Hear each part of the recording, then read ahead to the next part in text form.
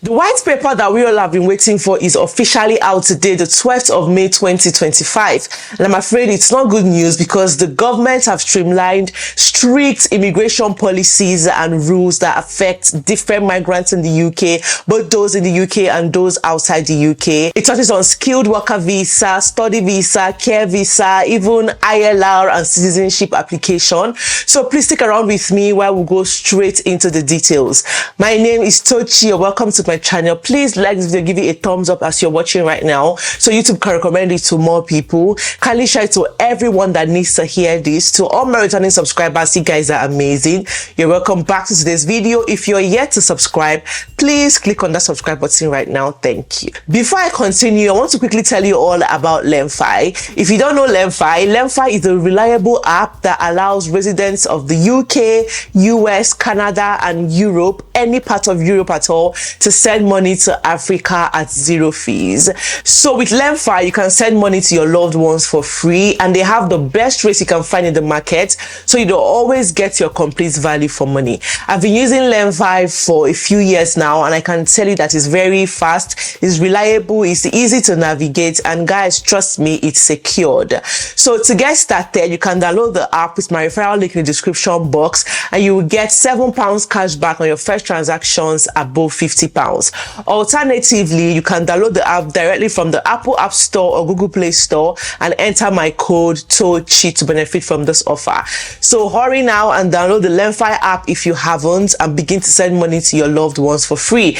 And don't forget to use my code Tochi. Now back to the video. So guys, the white paper is officially out today, the 12th of May 2025, and it outlined the different measures and policies the government is going to be putting in place to cut down migration to the UK. And this affects different visa categories: skilled workers, study visa, care worker visa, even ILR and citizenship applications. Okay, so it affects both those planning to move to the UK and those in the UK already. So let's look at it quickly. Now, he first of all touched on skilled worker visa. They say they're going to be reforming the skilled worker visa. If you look at page 25 to 27, you're going to see it there. So it first of all talks about the minimum skill level for a skilled worker visa that is going to increase to RQF level 6, right? And then the salary thresholds for a skilled worker visa will increase as well. Obviously, we know that the government just increased salary thresholds for a skilled worker visa to £38,000, which made it difficult for a lot of people to even get skilled worker visa and move to the UK. It affected a lot of people, and the government now is saying that they're going to increase it even more, right? And also a new temporary shortage list will be introduced. You see how they are introducing all of these things. The first time we had the shortage occupation list, and the government said no, scrap that, and they introduced the immigration salary list with fewer occupations on it. But now, in addition to that, the government is saying we're also going to introduce a new temporary shortage list, that only jobs listed there will be allowed for migration if below RQF level 6, right? And also, UK employers must also show that they are investing in UK workforce training, or they risk losing sponsorship rights, okay? So governments must show that before you sponsor anybody from abroad, before you sponsor any worker from overseas, you have to show proof that you're investing in, UK workforce training, or looking for people in the UK, or investing to basically get people in the UK to do the job, right? And then they're also increasing immigration skills charge by 32%. So all of these can be found from pages 25, 27 and even 73. So this is the summary of this, because I don't want to just keep reading. It's just a summary of what all of this is about, right? Just basically saying that, oh, skilled worker visa, for you to move to the UK on a skilled worker visa now, it has to be different. So they are tightening things up, making it more difficult. They're saying it's still there. We're not closing the skilled worker visa route. We're not closing it. It's still very much open. However, if you want to move to the UK on a skilled worker visa, you now have to meet the new salary threshold, which they haven't announced yet, obviously. And then they're also saying the minimum skill level has to be an equivalent of RQF level 6. And also they're introducing a temporary shortage list and all of that, just as we have seen.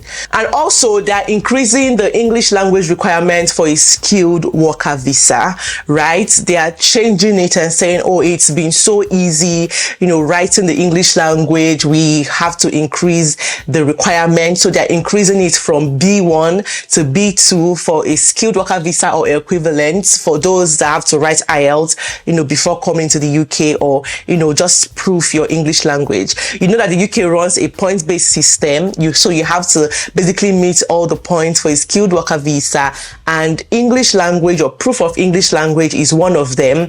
And now that proof of English language, they are increasing the criteria, right? So for main applicants, example, skilled workers, language level has been raised from B1 to B2 upper intermediate. And for dependents as well, this is interesting.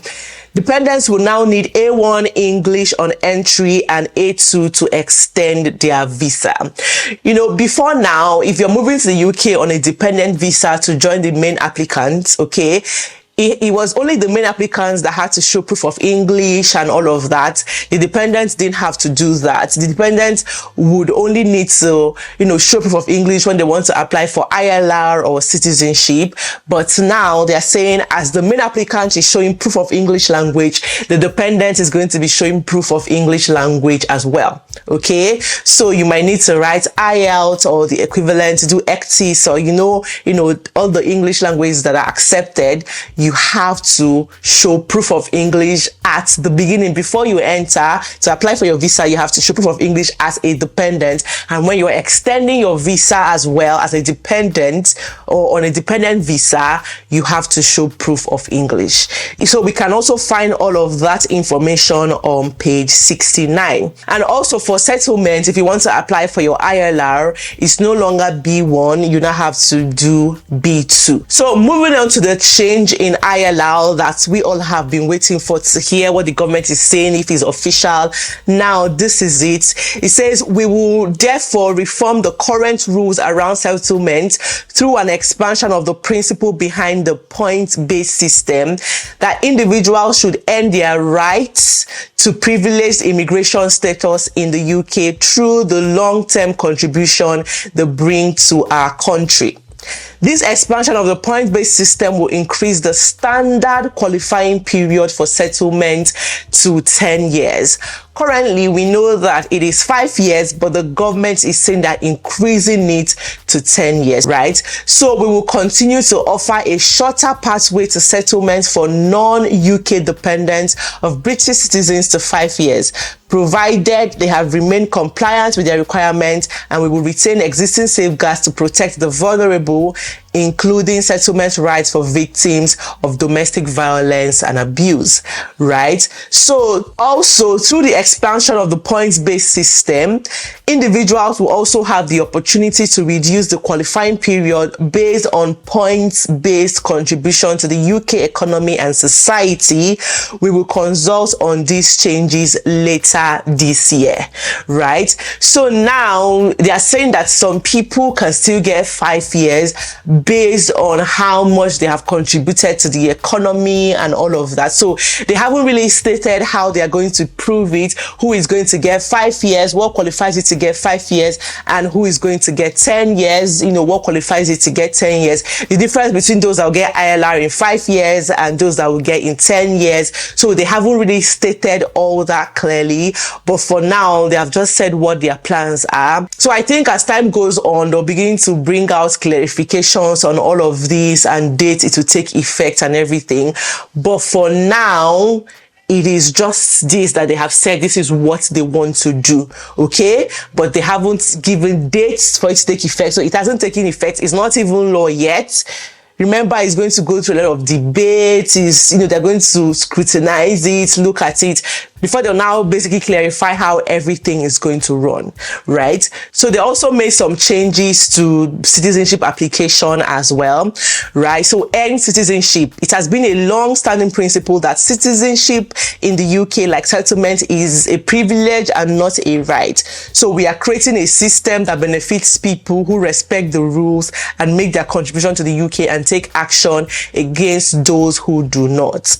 Right, so we will introduce reforms to citizenship to align to end settlement reforms, building on the expansion of the point-based system to settlement and citizenship. So we'll also conduct a refresh of the life in the UK test and how it operates. Okay, so then maybe they want to change everything about life in the UK and how it operates. So we're waiting for them to do that. So like I said, with time, all of these things will begin to unfold fully. Okay, and they'll begin to explain it better for us, what they actually have in mind and when it will come into effect. So finally, we'll consider measures to reduce the financial barrier to young adults who have lived here through their childhood from accessing British nationality. Even though to us, none of these things are easy, but they feel like it's too easy. So let's make it a bit more difficult for everybody. So moving on, in page 73 also, it says they're going to close social care visas to new applications from abroad. So they are officially ending care visa from abroad. Okay, there's no longer overseas recruitment for care worker visa. So for a transition period until 2028, we will permit visa extensions and in-country switching. So those that are already in the country can still switch visas. You know, if you're on a social care visa, you can still switch, you can still change employers, you can still extend your visa, but there's not going to be international recruitment anymore, right? So in-country switching is allowed for those already in the country with working rights, but this will be kept under review. So they're still going to keep reviewing that, but officially they are ending the care worker visa applications from abroad. Okay, so access to point-based immigration system will be limited to occupations where there have been long-term shortages on a time-limited basis, where the market advice is justified, where there is a workforce strategy in place, and where employers seeking to recruit from abroad are committed to playing their part in increasing recruitment from the domestic workforce, right? We will go further in ensuring that the very highly skilled have opportunities to come to the UK and access our targeted routes for the brightest and best global talent. Now, to study visa reforms, they're saying that universities will face stricter sponsorship rules, right? So we will strengthen the requirements that all sponsoring institutions must meet in order to recruit international students. And then they'll also conduct a review of the short-term study accreditation bodies. And also, we will reduce the ability for graduates to remain in the UK after their studies to a period of 18 months. So they are reducing post-study work visa to 18 months. Okay, so now if you're going to be getting the post-study work visa, it has to be just for 18 months.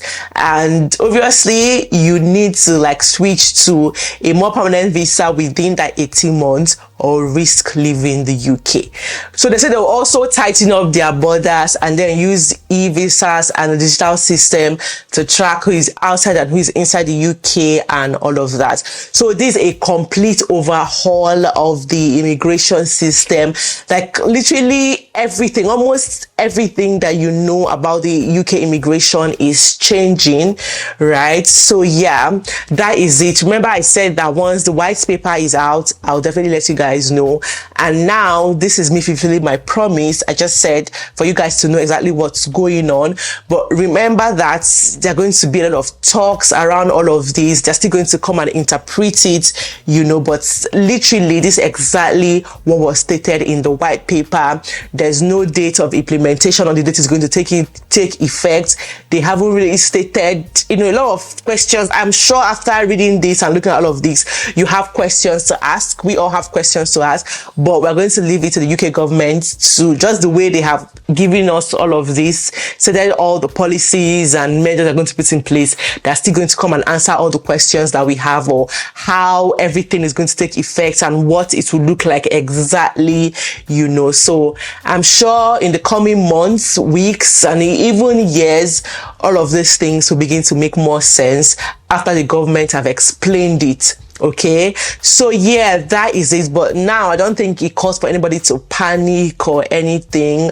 No, it's just for you to know what's on ground and what exactly is contained in the white paper that we all have been waiting for, right? So yeah, that is it for today's video. Remember, this is not an immigration advice. This is strictly for information purpose. Do well to do your further research or ask your questions. If you need an expert opinion or advice, do well to get one. This does not replace it. Okay, so yeah, thank you everyone for watching. I'll see you guys in my next video. Bye bye.